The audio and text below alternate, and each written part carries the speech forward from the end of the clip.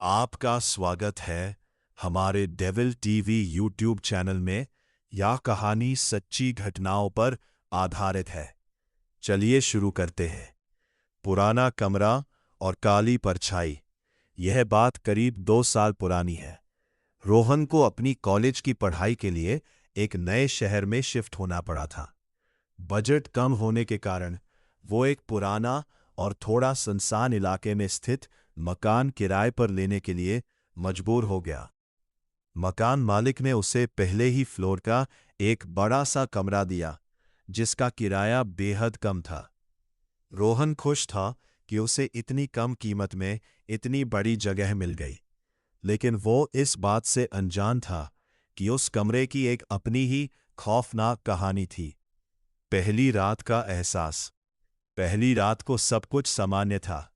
रोहन थका हुआ था, इसलिए वो जल्दी सो गया। लेकिन रात के करीब 2:15 बजे अचानक उसकी आंख खुल गई। पूरे कमरे में अजीब सी ठंडक थी, जैसे किसी ने एसी को न्यूनतम तापमान पर चला दिया हो, जबकि कमरे में सिर्फ एक पुराना पंखा था। रोहन ने कंबल को थोड़ा और ऊपर खींचा। तभी उसे महसूस हुआ कि कमरे के कोने में, जहां अलमारी रखी थी, वहां कोई खड़ा है। उसने आंखें मलकर देखा तो वहां सिर्फ एक गहरी काल जैसी आकृति दिखाई दी। रोहन ने सोचा कि शायद ये उसकी आंखों का भ्रम है या कपड़ों की परछाई है, और वो करवट लेकर सो गया। बढ़ता हुआ खौफ अगले 2-3 दिनों तक ये सिलसिला जारी रहा। हर रात ठीक उसी समय रोहन की नींद टूटती और उसे वही काली परछाई दिखाई देती। अब अजीब सी आवाजें भी आने लगी थी, जैसे कोई फर्श पर धीरे धीरे चल रहा हो या कोई दीवार को अपने नाखूनों से खुरच रहा हो। कमरे में कोई और भी है, जिसे मेरा यहां रहना पसंद नहीं आ रहा। रोहन ने अपने दोस्त को फोन पर बताया। उसके दोस्त ने इसे सिर्फ रोहन का वहम बताया और कहा कि नए माहौल की वजह से ऐसा लग रहा है। लेकिन रोहन जानता था कि कुछ तो गड़बड़ है। वो खौफनाक रात शनिवार की रात को बाहर तेज बारिश हो रही थी। बिजली बार बार आ जा रही थी। रोहन अपने बिस्तर पर लेटा हुआ था और किताब पढ़ रहा था। रात के ठीक 2:15 बजे बिजली पूरी तरह से गुल हो गई। पूरा कमरा घने अंधेरे में डूब गया। तभी रोहन को अपने बिस्तर के पास किसी के सांस लेने की आवाज सुनाई दी। हो की एक भारी और ठंडी सांस। रोहन का दिल जोर जोर से धड़कने लगा। उसने कांपते हाथों से अपने फोन की फ्लैशलाइट ऑन। जैसे ही रोशनी कमरे के सामने वाली दीवार पर पड़ी, उसके होश उड़ गए। रोहन की चीख निकल गई। उसने तुरंत बिस्तर से उठकर भागने की कोशिश की, लेकिन तभी कमरे का दरवाजा अपने आप जोर से बंद हो गया। लॉक अपने आप घूम गया। रोहन ने दरवाजे को पीटना शुरू किया। बचाओ, कोई है, दरवाजा खोलो। आमना सामना तभी उसके पीछे से एक भयानक ठंडी हवा का झोंका आया। रोहन ने धीरे से पीछे मुड़कर देखा। फोन की हल्की रोशनी में उसने देखा कि वो काली परछाई अब छत से लटकी हुई थी और उसकी तरफ देख रही थी। उसकी आंखें पूरी तरह से सफेद और डरावनी थी। वो परछाई हवा में तैरती हुई रोहन की तरफ बढ़ने लगी।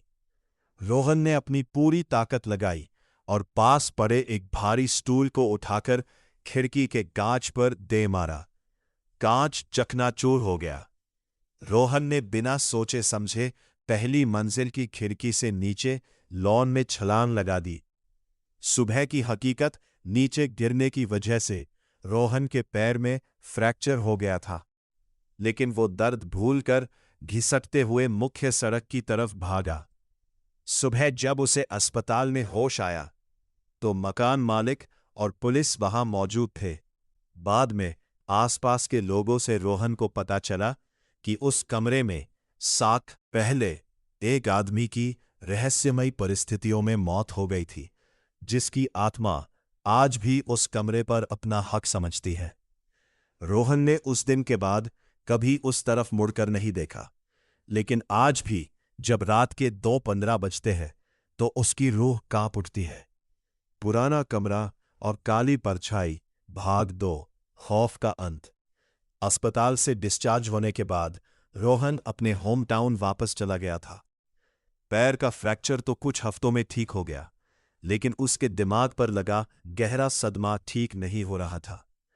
हर रात ठीक 2:15 बजे उसकी नींद टूट जाती और उसे लगता कि कोई उसके बिस्तर के पास खड़ा उसे घूर रहा है। रोहन को समझ आ गया था कि वह उस घर से तो भाग आया था, लेकिन वह साया अब भी उसका पीछा कर रहा था। वापस लौटने का फैसला रोहन के दादाजी गांव के एक समझदार और बुजुर्ग व्यक्ति थे। जब उन्होंने रोहन की हालत देखी तो समझ गए कि मामला गंभीर है। उन्होंने रोहन से कहा, डर से जितना भागोगे वह तुम्हें उतना ही डराएगा।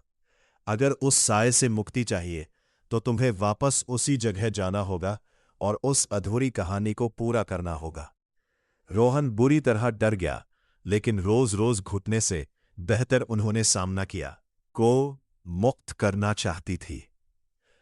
अंतिम रात और मुक्ति बाबा ने कहा कि राकेश की आत्मा को शांति दिलाने के लिए उसकी अस्थियों, जो संदूक में एक छोटी पोटली में थी, का सही तरीके से विसर्जन करना होगा और गुनहगारों को सजा दिलानी होगी। रोहन और पुलिस की मदद से सालों पुराना वह केस दोबारा खुला और सच सामने आया। जिस रात राकेश के अवशेषों को पवित्र नदी में विसर्जित किया गया, रोहन वही कमरे में बाबा के साथ रुका। रात के ठीक 2:15 बजे दोबारा कमरे की खिड़की अचानक खुली, लेकिन इस बार कोई डरावनी ठंडक नहीं थी। एक हल्की शांत हवा का झोंका आया। रोहन ने देखा कि वह काली परछाई धीरे धीरे एक इंसानी रूप में बदली। उसने रोहन की तरफ देखा और धीरे से सिर हिलाया, जैसे वह शुक्रिया कह रहा हो। अगले ही पल वह आकृति हवा में विलीन हो गई। आज की हकीकत, उस रात के बाद कमरे का वो भारीपन हमेशा के लिए खत्म हो गया। रोहन को अब रात के 2:15 बजे डर नहीं लगता। उसने समझ लिया था कि हर डरावनी परछाई सिर्फ नुकसान पहुंचाने नहीं आती। कुछ आत्माएं सिर्फ अपनी मुक्ति की गुहार लगा रही होती है। अगर आपको यह कहानी अच्छी लगी हो तो लाइक, शेयर, सब्सक्राइब करना ना भूलें, ताकि हमारी स्टोरी आपके पास सबसे जल्दी पहुंच सके।